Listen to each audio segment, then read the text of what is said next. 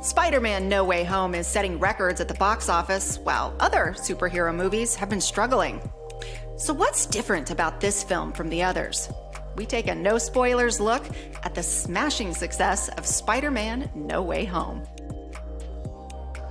Before Spider-Man: No Way Home, there was little doubt that Marvel's franchise was struggling in its post-Avengers phase. Inside the US, some films from the last 2 years, like Black Widow and Shang-Chi and the Legend of the Ten Rings, made headlines for topping the box office or breaking records. But those reports came with a pretty big asterisk. They were breaking pandemic records, meaning the films were at the top of the box office only compared to the last 2 years' worth of films.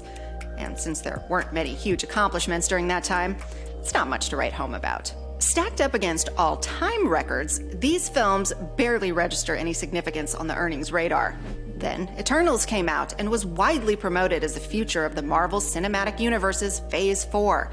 That's the stage of the franchise after the original Avengers lineup. The stars of Eternals, like Salma Hayek and Gemma Chan, made interview rounds praising it for having the most inclusive, diverse cast ever. It breaks all the rules because it has a completely diverse cast. The movie also offered the increased LGBT representation that Marvel head Kevin Feige had been long promising with the franchise's first gay superhero, Phastos. He shared a lengthy kiss with a same-sex partner. Overtly marketed as evidence of the MCU's progressive evolution, Feige told Variety that it was past time for Marvel to feature more LGBT characters, and Phastos was just the start. The result? Eternals was one of only 2 bona fide flops in the studio's history, the other being Ed Norton's 2008 version of the Hulk. Fans had even started to sour on the Disney Plus streaming series. As Feige led the charge in championing Loki's supposed gender fluidity and Falcon's retconned feelings of BLM-style hostility toward the country he once served, audiences reportedly began tuning out. The latest release, Hawkeye, attained the dubious honor of lowest-ranking MCU to debut on the platform. As studios are wont to do, Marvel and its parent company Disney blamed fans' cooling interest on anything and everything, except for their decision to push woke agendas in their products. It was the result of new releasing models, they claimed, or bad timing, or superhero exhaustion. But mostly, they and the media insisted it was simply the new reality of COVID. No movie could expect to put up pre-pandemic numbers. Then came Spider-Man: No Way Home. In its opening weekend, Spider-Man: No Way Home didn't just break pre-pandemic records, it decimated them, scoring the second highest domestic opening of all time, just behind 2019's Avengers: Endgame. In just 3 days, it brought in more money than any other COVID-era film has in its entire theatrical run.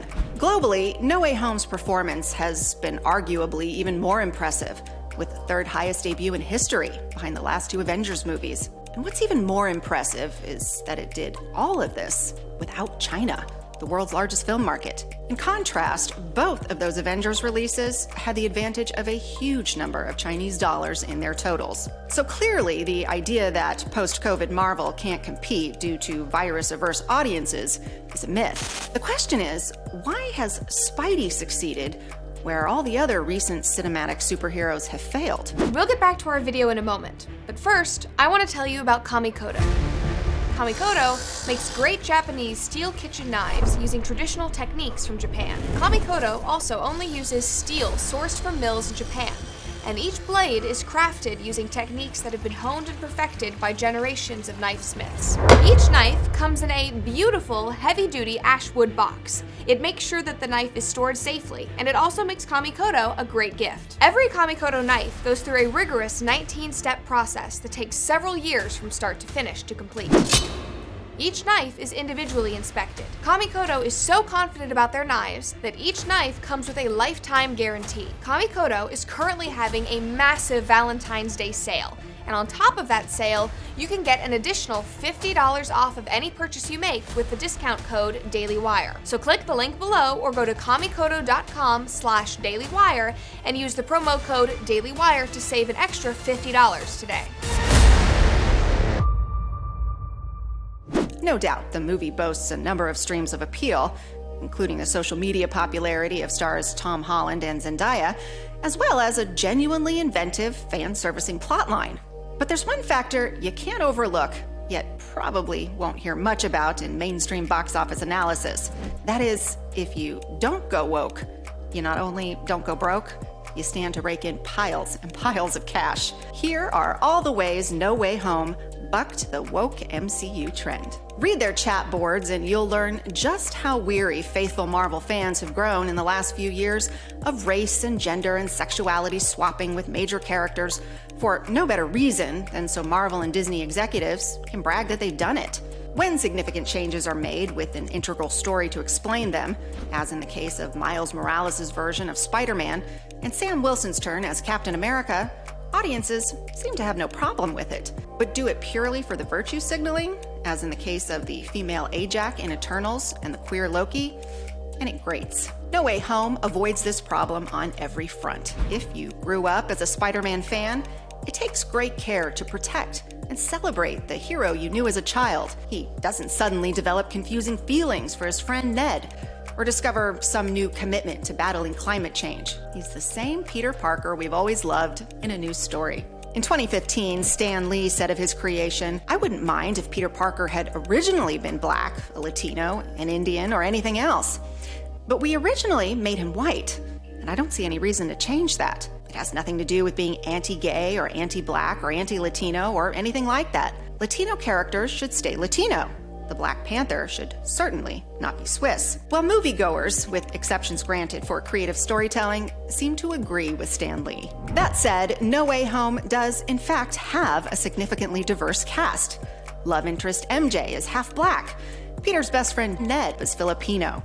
His high school rival is Guatemalan, all of which makes perfect sense given that Peter lives in Queens. The adult cast displays a similarly varied background for similarly sensible reasons. Yet the film never makes an issue of this fact. Neither did any of the principal actors or filmmakers on the promotion circuit. No one ever suggested, as the Eternals did, that it would be a huge leap forward for fans to accept MJ and Peter as an interracial couple. They trusted the audience would only care about the charisma and chemistry between the characters. And so they did. The fact that Spidey isn't suddenly a social justice warrior doesn't mean his latest outing doesn't contain engaging socio-political themes. The best Marvel movies have always incorporated real philosophical questions about the way nations and powers conduct themselves. Think how Guardians of the Galaxy explores a tolerant, pluralistic society that combats religious fanaticism, or how Captain America: Civil War questions the necessity of government oversight.